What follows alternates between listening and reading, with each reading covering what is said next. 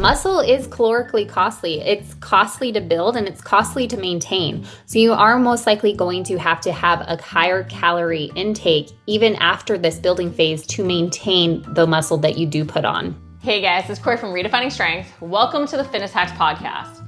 So today I want to talk about gaining lean muscle, becoming your strongest, fittest self at any and every age. The question is, where do you even get started? And that's what I want to cover in this episode. So in this episode, you'll learn 3 mindset shifts you need to make, especially if you're transitioning from weight loss into gaining muscle, because it's a very different mindset we need to have when we're approaching our diet and workouts. Michelle's going to share 5 incredibly important nutritional tips to help you dial in your diet to see those faster muscle gains. I then want to share 5 muscle building foods and a delicious recipe, Ryan even enjoyed it too, that you can make using those foods. Then I want to talk about how age factors into the results that you see, as well as an important workout hack to see better results faster, especially if you are a more advanced trainee and you're really looking to create progression in your workouts. Before I jump into everything, I just want to say a big thank you to everyone who has left a review. This helps me keep the episodes sponsorship free. So if you haven't, please go leave, of course, only good reviews on the podcast. So let's jump right in. I want to talk about 3 mindset shifts that we need to have if we're going, especially from a weight loss phase into a muscle building phase. We have to recognize that what made us successful at one point in our life won't necessarily be what makes us successful for the next phase of our journey. And often if we cling to those habits, those mindsets, it can hold us back. Often what made us successful actually can become what makes us fail at the next goal. So I wanted to go over 3 mindset shifts that I know have been hard for me to make in the past and are hard often for clients to make, because it kind of goes against what you've always done, especially if you have been looking to lose weight. So shift number 1 is we can't fear the scale going up, and we have to even increase our calories at time as it does go up. So I know during our weight loss phase, if the scale is constantly increasing, you know you're doing something wrong. But when you're trying to gain muscle, the scale consistently increasing isn't necessarily a bad thing. If we want body recomp to happen and we're not yet at our leanest goal or our leanness goal, we can potentially see changes happen while the scale doesn't increase. So it's not bad if you're not seeing the scale increase, but you're losing fat as you're gaining muscle, because if you gain 1 pound of muscle and you lose 1 pound of fat, right, you're going to stay the same. However, especially once you first transition from that fat loss or weight loss phase into that muscle building phase, because you're going out of a deficit and generally we're increasing carbs, we're going to see glycogen storage and water weight being stored, and we're no longer going to be depleted. So just of that happening, we're going to see an increase in the scale, which could happen overnight. So it could seem like just overnight transitioning into this new diet regime, you see an increase in the scale. It's because of that storage, okay? You're going from being depleted to not being depleted. You can't be depleted if you want to gain muscle. So you have to embrace seeing the weight gain from that. And then as you're going through the process, the reason it's so key to take measurements is along the way, you might see that scale increase even as you're technically still losing body fat. You gain 2 pounds of muscle, you lose 1 pound of fat, you're going to see that 1 pound increase. And as you're gaining more muscle, that muscle requires more calories to be maintained. So if you freak out at the scale increasing and then cut your calories lower, you could end up losing the muscle mass you've just worked so hard to gain. Because as you increase your muscle mass, your calorie intake needs to increase along with it. So instead of decreasing, like you might during a weight loss phase when you see that scale increase, during a muscle gaining phase, as you see the scale increase, and again, not increase out of control, but consistently slowly increase, you might have to increase your calories because you need to fuel and to retain that lean muscle mass. So it goes a little against the scale going up, we need to decrease attitude that we might have had. The second mindset shift that is often hard is we can't seek to be sore all the time. Progression in our workouts is so key if you want to build muscle. If you're not challenging your muscles, they're not going to adapt and grow stronger. So you can't put yourself in autopilot. You can't go in cruise control, right? You have to push yourself during your training sessions, which can be grueling mentally and physically. So you have to understand when you need that deload week. However, pushing yourself to that point where you're pushing to failure, you're pushing as heavy a load as you can, you're pushing to max out those reps, doesn't mean you're sore every time. And you really shouldn't be sore every time, because you should be fueling correctly. You should be hydrating correctly. It's more likely that during a weight loss phase, you're going to be more sore because your recovery is going to be slightly impaired by that deficit and the fact that you're not getting enough of anything. But during a muscle gaining phase, you want your nutrition to be on point to have that readily available energy. Not to mention, you need to create that clear progression. Often we get sore from doing new things or randomly stringing things together. When you create that progression, so you have your Monday through Sunday mapped out and you repeat that for 3 to 4 weeks, you should progressively get less sore as your body's adapting. But this also allows you to see clear progress in movements and compare how you're doing to make sure that you're fueling enough, to make sure that you have ample recovery between workouts. Because what you want to happen is if you did 10 deadlifts with, X weight, the next week you're either able to do 12 with that same weight, or you're able to go up in weight if 10 was the max you really wanted to hit, to go down in reps even. So you want to be able to track that progression, but you can't seek to be sore even though you're seeking to work to failure a lot of the times.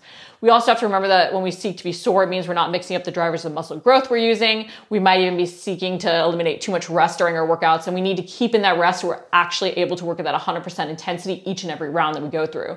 We don't want to turn our strength workouts into cardio, okay? So make sure that you're rebuilding and you're recovering between sessions, that your nutrition is on point, but don't seek to be sore, okay?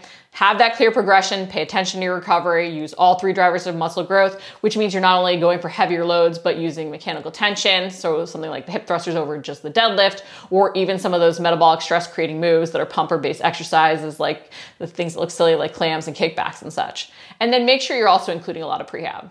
The third mindset shift that I think is often hard is recognizing that results will happen slowly, especially the more advanced you are.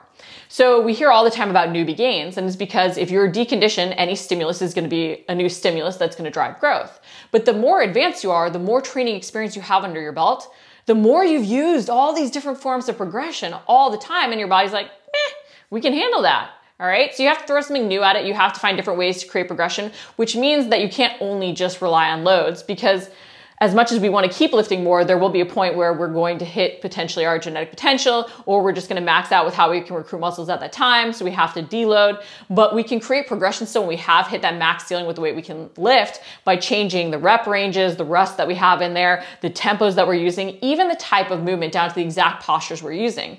As silly as it might sound, using a single leg deadlift by using a cable machine versus a kettlebell versus a dumbbell versus unilaterally versus bilaterally loaded versus 1 foot touching down on a slider versus 1 foot back on a bench versus a full single leg. There's so many different ways, even holding on.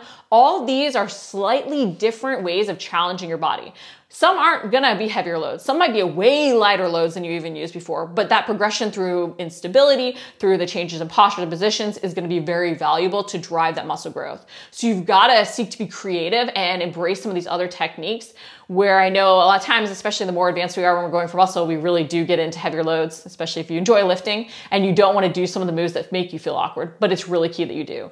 Even doing things like seated abduction versus a bridge hold with abduction versus, using a cable for a single leg lateral raise, all these different things come into play when we're creating that progression and that training stimulus. Not to mention, we have to recognize how important our nutrition is. Yes, if you do not create a challenge for your muscles so that they have to adapt and grow stronger, then they're not going to. But at the same time, you have to fuel for that muscle growth. So often I hear, my clients say, oh, I can't build muscle. Okay, well, you're not eating enough. As weird as that sounds, and as much as you might feel full even with what you're eating, you're not eating enough to promote that muscle growth, because muscle is metabolically costly. You add more muscle, you need to take in more calories to support that lean muscle. You need to take in more calories to support that growth, to have enough fuel to even push a little bit harder, to boost your 100% intensity. So know how important your fueling really is, and make sure that you're getting enough carbs, especially around your workout, that you're taking in sufficient protein, that you're even retraining your body to eat more, especially if you have been in a deficit prior, okay? And then make sure you have those clear progressions. If you've been training a long time and you're stringing things together randomly, you might not be getting sore because you've done so many different things, but you're also not able to track progress. If you do pull-ups on a Monday and then pull-ups on a Thursday, you might find on Thursday that you feel like you went backwards. Well, maybe you didn't go backwards, you just did a lot of back exercises that fatigued your back for Thursday, which isn't a bad thing. You could design a progression to have that, but you can't track how you're actually doing to be able to progress loads, progress variations of the movement if you're not following a set pattern week to week to really see what's going on.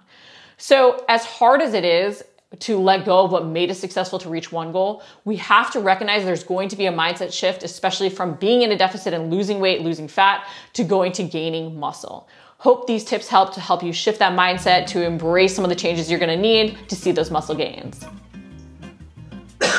I'm so excited for the tips Michelle has to share with us today about gaining muscle, because not only do our macros matter, our micros really matter if we want to see the best results as fast as possible. So let's jump right in. All right, so let's talk about building muscle, those strength gains. How can we see the best results by dialing in our nutrition? Michelle, I'm so glad you're gonna be sharing some tips so that we can really make sure our nutrition is on point to fuel those results. So first tip to build muscle. This may not come as a surprise, but there's actually been a little bit of controversy lately on this subject is calories. And research has still shown that a surplus of calories is actually going to be beneficial more for muscle growth than a calorie deficit or even a maintenance phase with calories. Yes, you can still see that muscle growth occurring, but as far as what's, good, better, best, that surplus is actually going to get you to your goal faster. And when we want those specific goals, we want a specific result, it's always best to do what works best and most efficiently, right?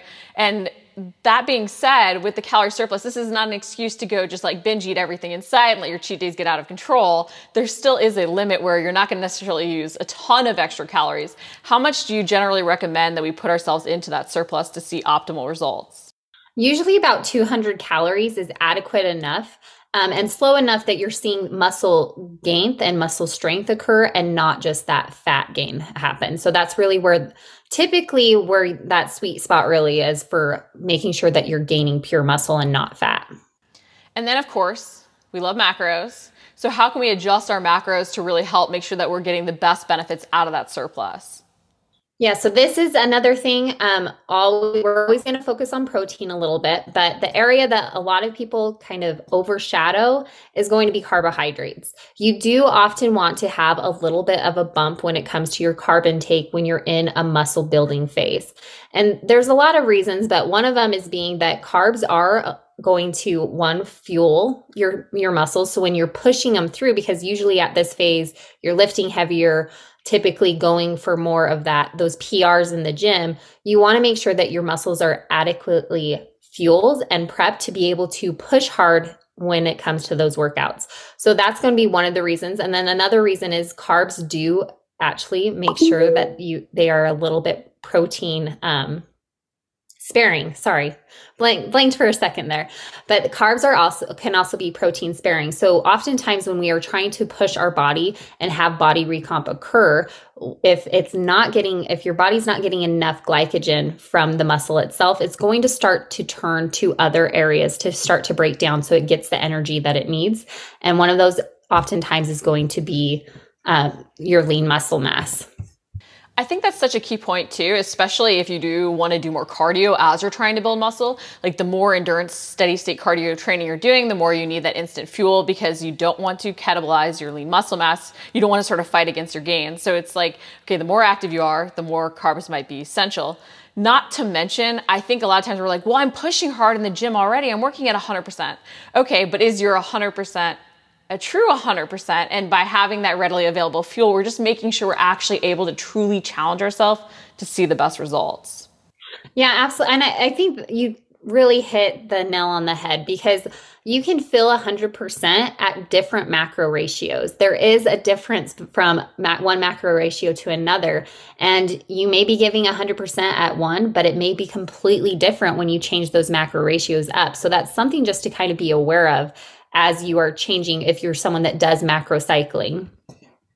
And I know it can be hard to sometimes embrace eating more carbs because we will see a change on the scale when we first do increase from water weight and glycogen storage, but it's super key that we don't have that carb phobia and remember that what we use to reach one goal, so like weight loss, might not be what we do to achieve another goal. Yeah, absolutely. Okay, so we're increasing our carbs, we're focusing on that calorie surplus. What else do we need to do? So of course, we're going to talk about protein. You do need to make sure that you're having higher quality protein intake and slightly higher protein intake. And this is really because when you're in the gym, we are tearing those muscle fibers. We are hoping to rebuild and repair, and that's going to take more amino acids. So you're looking to make sure that you're taking in complete protein sources. So oftentimes this is going to be your red meat, your poultry, your fish, eggs, dairy. And if you're more plant-based, because you can still do this if you're someone that follows a more plant-based diet, that's going to be items that are going to have quinoa, soy, tempeh, tofu, those type of products to kind of help you get that muscle growth occurring as well. And as you mentioned, that surplus is so key because while we can achieve amazing body recomposition while in a deficit, especially if we do have more weight to lose, you can put on muscle while you're in that deficit. We have to recognize that especially the leaner we are, the more we need that surplus to have that fuel, to have enough amino acids to actually repair and rebuild. Because if you're in that deficit, you're not necessarily getting your muscles what they need to grow stronger, because as they grow stronger, you then need even more calories. Yeah, and that's one of the things is a lot of people forget oftentimes that when they're trying to grow, muscle is calorically costly. It's costly to build and it's costly to maintain. So you are most likely going to have a higher calorie intake even after this building phase to maintain the muscle that you do put on. And so we're focusing on those carbs, we're focusing on the protein, we're increasing our calorie surplus, but it's not just about our macros and our calories that we need to worry about. We also want to pay attention to the micros, how we're actually making our system run optimally. What are some key micronutrients that we might need to focus on? So the first big one is going to be vitamin D. And a lot of people don't think vitamin D when it comes to muscle growth, but there's actually a lot of research specifically in 50-year-old females that have a correlation between vitamin D levels and the muscle growth. And it's just one of the things that research is really starting to emerge even more on is this link between our vitamin D levels and our body to be able to actually produce muscles. And this is something that's really important if you've ever thought like, I'm working really hard. Okay, I'm in my calorie surplus, I'm hitting my macros, I'm training really hard, I'm doing all the right things. Why am I not seeing results? It's time we start to dive into a little bit of the opportunity in some of those details. And so if you are finding that as you're getting older, as you're going through menopause, you're struggling, focusing on that vitamin D might be key. What other micronutrients too? So B vitamins are going to be another big one. And kind of with both vitamin D and vitamin B, your body naturally stops or starts to decline in its ability to absorb these two. So making sure that you are either supplementing or making sure your diet is rich in both vitamin D and B vitamins is really key. So you're going to be vitamin Bs are going to be in quite a bit of protein sources, but also they're in a lot of grain sources as well. So really making sure that you're kind of focusing on those meals that have a high quality protein and also a high quality carb is going to really be hitting both. That's what I like about macros too. When you do really focus on your macros and getting that diversity in how you're hitting them, you do often hit your micros and get a diversity of those different nutrients you need. Plus, you hit on something that's so important. We can't blame age, but we do have to recognize that age might mean that what's the minimum that's good for us actually increases because we need to get sufficient amounts to really stimulate the growth in the way that we want. Yes, absolutely. You can't eat the same way you did when you were in your 20s. And it's purely just because you're not absorbing it in the same rate that you once were. And in terms of other vitamins, I know there's one other big one that we need that, gets a lot of love for other reasons, but maybe not for muscle growth. Yeah, and it's going to be vitamin C. So we talk about, I know everyone knows vitamin C helps, they all want to take it when they have a cold and they want to take it for these other reasons, but it does actually help when it comes to your muscle growth. And this has a lot to do with when we work out, we are naturally putting stress on our body. And it's a good stress, but it is causing stress. So you are having some cortisol levels that are going to increase. Vitamin C has been shown to actually blunt this muscle wasting effect that cortisol can have. So it's just a way to kind of, one, make sure that you are recovering faster. So that delayed onset muscle soreness is going to get lower if you're taking adequate amounts of vitamin C. And it's going to make it so you're not having that bad effect of your muscle wasting occur from the cortisol levels rising. We so often forget that exercise really is a stressor and it's a good one, but too much of even a good thing can be a bad thing. And so the more we can do while we are trying to push hard in the gym to negate any negative impact of the hormones that do change naturally with training longer, training harder, it'll be really good for us. And not so demonizing cortisol because it is a naturally occurring thing in the body. I know it's gotten a lot of debate and popularity recently as a bad thing, but we do want to do what we can from a nutritional standpoint to help ourselves heal and fuel. Yeah, this isn't demonizing any hormone, just like we don't demonize food. Cortisol has its place, but we do want to make sure that we are encouraging our body to be able to grow and build and repair the muscle as much as possible.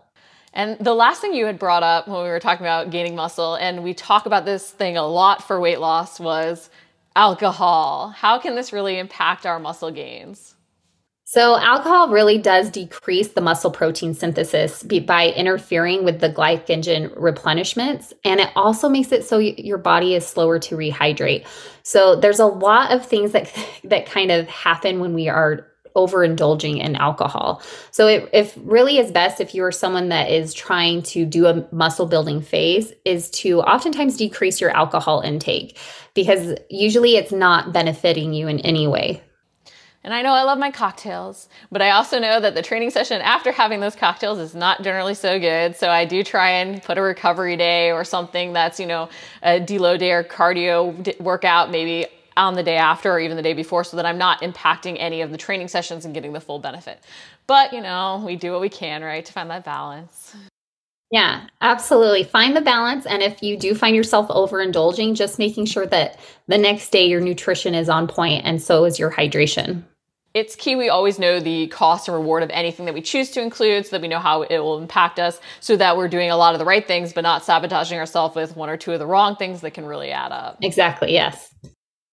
Awesome. So we're going to be dialing in our macros. We're going to be focusing on carbs, quality protein, increasing our calories to get that surplus, and focusing on those micronutrients while being respectful of our alcohol intake to see the best muscle gains.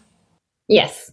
Thank you so much, Michelle. Those were so many helpful tips so that we can really see great strength gains and muscle gains from our training in the gym. Thank you for having me.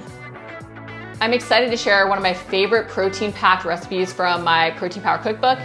With this recipe, I wanted to go over why I think this is so important to include during a muscle building phase because of the ingredients in it. So the first ingredient that I wanted to touch on for its muscle building importance is buckwheat flour. So it will bump your arginine intake, and arginine turns on one of the most important pathways for building new muscle tissue. The second ingredient in this recipe that's super key is coconut oil. And I know a lot of times we often fear fats, but they're very important if we do want to make sure that we're fueling correctly, maintain that hormonal balance to build muscle. But coconut oil can be a great oil to cook with as it may help improve testosterone levels and it can aid in better muscle gains. The third ingredient, and this is a bonus I like to add to this specific recipe, is eggs. The yolk contains fats, including the omega-3 fatty acid, DHA, which can improve muscle protein synthesis, especially as we get older. Eggs are also a great source of vitamins and minerals, including vitamin A, E, K, and a range of B vitamins, as well as calcium, zinc, and iron, and these will help with muscle recovery and muscle growth. The third ingredient from this recipe that is really key for muscle building is bell peppers. They're a great source of vitamin C, which has been shown to blunt the muscle wasting effects of cortisol. So they're a great way to get in micros and also help with muscle growth. Then comes beef. I know red meat is so often demonized, but especially for those muscle gains, it has extra value in that it has creatine and it's a complete protein source. It helps you build and repair your lean muscle tissue, especially after a hard workout, and it's high in vitamin B6 and B12. And again, it's that natural source of creatine because as much as you can get things through supplements, the more we can get it from whole natural foods, the better. So I do like to include red meat, especially during a muscle building phase. The final ingredient I like to pair this steak recipe with is brown rice, and it's because brown rice contains vitamins B6 and B12, which have a direct role in protein metabolism. It's also a great carb source just to make sure that you're fueled from your workouts, so I like to make sure that I'm getting this meal in even post-workout. So I want to dive into the recipe for the pepper steak that I love. It does make 4 servings and it's pretty quick to prep. For a list of instructions, calories, and macros, see the description below. Now let's jump into how to prep this recipe. So you're gonna slice the beef into thin slices, and then you're gonna place it in a bowl and add 4 teaspoons of soy sauce, 1 tablespoon of rice wine, and 1 teaspoon of buckwheat flour, and then season with the freshly ground black pepper. In a small bowl, mix 3 tablespoons of soy sauce, 1 tablespoon of water, and 2 teaspoons of the buckwheat flour, and then set that aside to use later. Heat 1 teaspoon of the oil in a pan on high heat. Add the beef and cook for around 20 seconds, letting the beef brown. Next, stir the meat, cooking another 2 minutes, and transfer onto a plate. Add the remaining 1 teaspoon of oil to the pan, and then add the peppers and onions and cook for about 4 to 5 minutes. Place the beef back into the pan, add the prepared sauce and red pepper flakes, although I do even like to put those on at the end for a nice little fancy touch. Stir fry for about 30 to 60 seconds on medium heat until slightly thickened. I then serve it with the brown rice and the fried egg, which aren't included in the original nutrition information. You'd have to add those on, but you can even pick the portion that you need to make sure that you're hitting your macros. You can store the steak in the fridge for up to 4 days. I often even eat 2 servings at a time because I'm trying to create more of that calorie surplus and bump my calorie intake. I love to hear if you guys tried this out, and if you want to try the recipe and get the cookbook, I'll put a link in the video description and show notes so you can check it out. How does age factor into building muscle? Does it become harder to building muscle as we get older? The simple answer is yes. But now if you're thinking, yeah, I have an excuse why it's hard, now I can just slack off, that's not the case, okay?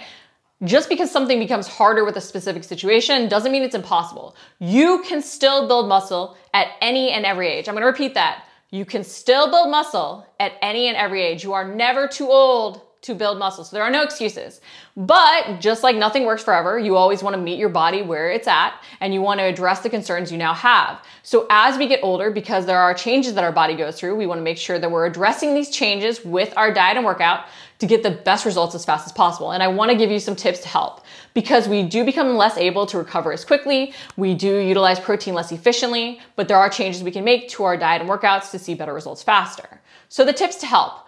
1, focus on those heavy compound lifts. These are those big movements that work multiple joints, large muscle groups all at once. These are very functional movements that help us build full body strength. They're gonna help us burn more calories in our workouts. They're gonna help us really build that lean muscle. So think starting your workouts with bench press, squats, deadlifts, pull-ups, push-ups, lat pulls down, back rows. All these big compound movements, make the bulk of your workout these movements, and challenge yourself with weight with them. Do not be afraid to try and max out at 3, 4, or 5 reps. You don't want to be only working in that 10, 15, 20 rep range. While that rep range has value, even as we get older, we need to lift those heavy loads. And of course, it's always relative. You need to meet yourself where you're at, but don't fear working down in reps and really maxing out around 5 even. But you need to include those big movements, okay? And potentially cut back a little bit on that cardio. Number 2, do not avoid plyometrics. Do not avoid those explosive power movements. I know we can demonize jumping, and of course, if we have injuries where we can't start back with jumping, we might have to find other ways to be explosive, but we need to work those fast twitch muscle fibers, that ability to react quickly, because that ability to react is that mind-body connection. The more efficiently we can recruit muscles, not only can we lift more, can we gain more muscle then, but we can avoid falls and fractures and some of the things that happen with age as our reaction time slows. The gym is a perfect way to train that mind-body connection, that recruitment pattern, to be as quick as possible. So don't avoid jumping movements, don't avoid power movements, include things like the agility ladder. Even though they make you feel silly, they might test your coordination. Try coordination moves that make you work your left and right in specific ways and don't just rush through. Use slam ball movements, do those burpees, do movements that challenge you to move quickly and be controlled. Then number 3, be extra diligent about your rehab and activation work. Our recovery does slow, okay? We're not recovering as quickly, so we need to make sure that we're including that prehab work. We also need to make sure that we're including that activation work, because it makes sure that we have the proper recruitment patterns to utilize muscles as efficiently as possible. By including the proper prehab, not only do we get more out of our training sessions, but we help ourselves recover quicker for the next one. So just because you got away with not doing that prehab work in the past doesn't mean you should have. And it doesn't mean you want to in the future, and it means that right now you have an opportunity to start adding it in. Number 4, increase your protein portions, especially post-workout, to at least 40 grams, and don't fear carbs. You are less able to utilize protein as efficiently, which means you simply need more of it, as I'm about to knock my computer off. You simply need more of it. So don't be afraid to increase your portion of protein at each and every meal, especially post-workout when your body is primed to really use it. The more you give it, the more you're gonna have readily available to make sure that you have enough to rebuild. Same goes for carbs. Carbs are not only muscle sparing, but they help make sure that we have plenty of energy to fuel our training sessions so that we are recovering faster. They help us rebuild. They create that anabolic environment. They're going to aid in better recovery, okay, so that we can train hard each and every session. Number 5, push yourself to maintain that calorie surplus and avoid fasted training. I love intermittent fasting, okay, but if we're already in this place where it's gonna be harder to build and retain lean muscle, we don't wanna do anything that's gonna fight against those gains. And no matter the age of my client, I'm already telling them with muscle gaining, even if you loved intermittent fasting for losing fat, you might have to sort of say bye-bye to it for a little bit until you're in a maintenance phase again, if that's really a mealtime you love, because you wanna make sure that you have adequate fuel and that you're not depleted at all when you go into your training, that your muscles have what they need after your training to repair and rebuild. So if you are getting older, if you're struggling a little bit to put on the muscle mass, don't train fasted. Okay, and also make sure that you are going into that calorie surplus. I know it can be hard to eat more. A lot of times I have people comment on something like, I can't eat that much. Yeah, you've trained your body not to eat that much. It's not a bad thing, but you have. And you got to do something different if you want to do a better result. So you might have to try and find ways to make more calorie dense smoothies, sneak in more calories through more calorically dense foods. Maybe it is taking a protein bar, a protein shake with some nut butters or whatever else, even to get those calories around your training sessions and whatnot. But find ways to slowly increase your calories, even if it's 100 calories at a time, because you got to create that surplus to fuel that lean muscle growth and maintain lean muscle mass. Number 6, don't fear supplements like BCAAs, creatine, and protein powder. All these are gonna prime your body to better be able to build muscle, especially if you aren't eating red meat. Creatine is incredibly important. As you go through menopause, ladies, all 3 of these things can help you recover. Like BCAAs will help with that fatigue, help with that energy for your training session, help you recover. Protein powder, again, is going to make sure that you're getting sufficient amounts to build and retain lean muscle. And I know there's this whole trend towards less protein, but as we get older, we need more. Okay. And as we're training hard, we need more. If we want to build muscle, we need more. So don't fear those supplements, especially if you are struggling to eat more. Okay. They can really help you make sure that you're not fatiguing, that you are recovering faster, and that you are really focused on getting your body everything it needs to create that anabolic environment. The final tip, and number 7, is focus on healthy fats and omega-3s. There is often a push towards focusing on carbs and protein, and I think those 2 macros, if you're gonna try and simplify things, are very key when you're building lean muscle, but you can't ignore the importance of healthy fats because you wanna maintain that hormonal balance. You even wanna help protect against inflammation. So when you're getting those healthy fats, you're getting those omega-3s, they're gonna help keep your tissues healthy, reduce inflammation, and help with recovery. Because the better we recover, the better we're gonna see adaptations from our hard training sessions, so the better those hard training sessions are gonna pay off, and the better able we are going to be to train 100% intensity for the next session. Hope these 7 tips help you really embrace that you can gain muscle at any and every age. So don't use your age as an excuse. You can build muscle. I wanted to share a great workout hack or an advanced training technique to help you see better muscle gains. We have to remember that the more advanced a trainee we are, actually the slower our muscle gains are gonna happen because we are adapted to more of a stimulus. When we're a newbie lifter, it's a lot easier to see those newbie gains because everything is a new stimulus to us. So as much as we think, oh, well, I'm experienced with this, it'll help me get results faster, often it actually is the exact opposite, and the more advanced we are, the more we have adapted to all the different types of progression and stimulus out there. So we have to go into some more advanced training techniques. So if you are listening to this episode, make sure to check out the YouTube video with some demos of what I'm going to talk about in terms of this amazing workout hack to see better results. So the advanced training technique, forced reps. What this means is that you are basically trying to hit that failure point or even go past that point of failure. So how can you do this? Because if you failed, right? If you can't do anymore, you can't do anymore. Well, we have to be very careful with failure. We want to train to the point of exhaustion, but this doesn't mean getting out of breath exhausted, cutting out all rest exhausted. It means we can't lift anymore. However, we also have to be conscious of form and recruitment patterns, right? Because we don't want to get injured. So how can you push that point of hitting that failure without risking injury, with using the correct muscles or having that mind-body connection really be there, and also making sure that you're not just like trying to do more for the sake of doing more. And that's where force reps come into play. And I wanted to talk about some ways to create those force reps. So number 1, you can use rest pause technique or cluster sets. And basically what this is it's a technique where you use a little rest to do more reps than you actually could with something.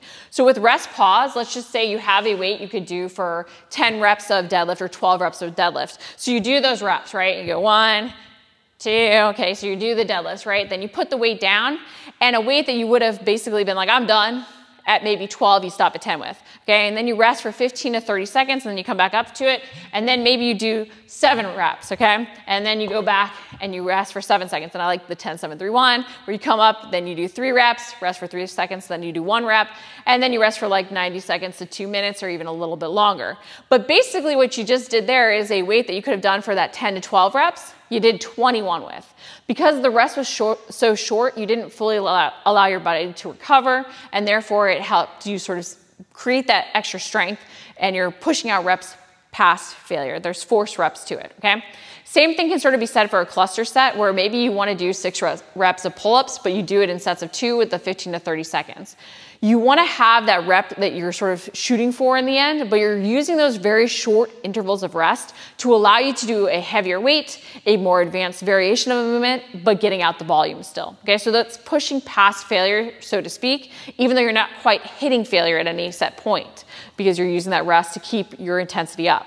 Another way to do it is drop sets. So if I were to do, a floor press even with this weight, and I even have potentially another weight that I would have by my side, but I would do all the reps that I could with floor press with this weight, right? And then I would drop this weight to the side and then pick up a different weight and go with a lighter weight. But I would do reps past what I could actually do by modifying the movement. Same thing can be done with actually push-ups. And I love doing this, especially if someone's trying to build up their strength and endurance with push-ups, where they'll do, all the reps they can off the ground. And then immediately after, they'll modify to the next incline, okay? And then potentially even modify up from there after they fail to hit the set number. But you're modifying or dropping down in weight to even potentially do more reps at the modified variation, but pushing to fatigue. A great way to do this is even do say 8 reps with a heavy weight, then 12 reps with a lighter weight, and then 15 reps right after that with even lighter weight. I love that drop set design. Another way to force out reps past failure is using assistance, okay? So this can be a modification. It could be adding a band to your pull-ups afterwards, but you're somehow assisting yourself in doing extra reps, maybe a spotter, but you're assisting yourself in doing extra reps at the point where you would have failed with the more advanced technique. The final one I like is actually even using a single phase of a lift, okay? So what that can be is just using the eccentric in some cases. So if you can't fully yet do a push-up from your toes, maybe you only do just the eccentric or the lower down. And then you sort of reset at the top, okay? And that could be a way, even after you have, say, done your 5 push-ups from your toes, instead of modifying off an incline, you stay from your toes, but you only use that portion of the lift. Or in the deadlift, I won't demo this because I don't want to drop the weight, but you only even do the concentric part, so you just stand up, and then instead of lowering it down through the eccentric, you actually put the weight down. While we might be stronger in the eccentric portion, it also creates more muscle tissue damage and often more soreness. So we might find that to get some extra reps out with moves like the deadlift that have that stretch on the hamstring, which can create that soreness, we don't do the slow lower down, we actually drop the weight at the top. Be careful when you're doing that, making sure that your gym is okay with you dropping the loads as well. But using just a portion of a movement can help us really push out reps that we wouldn't be able to do otherwise. So remember, if you are an advanced trainee and you are looking to create that stimulus to really create that progression and muscle growth, you might want to consider different ways of doing force reps, from rest pause technique and cluster sets to the drop sets to using assistance when you hit that point of failure, or even to doing just a single phase of a lift like just the eccentric portion of the push-up or the lower down, or even the concentric portion of a deadlift where you lift the weight up but you don't necessarily create more muscle tissue damage and soreness with the lower down. Although I will also put this one caveat in, spending some more time under tension, especially in that eccentric portion, does also prove some great results, just so you can even use potentially tempos, but that would be a whole nother topic, not on force reps. But hopefully that helps, especially if you have been training intensely for a while and you're looking to really push those muscle gains. Well, that's a wrap for this episode of the Fitness Hacks Podcast. You can gain muscle at any and every age. Yes, is it gonna take some mindset shifts? 100%, but using these nutritional tips and the workout tips, you can build muscle no matter where you're at right now.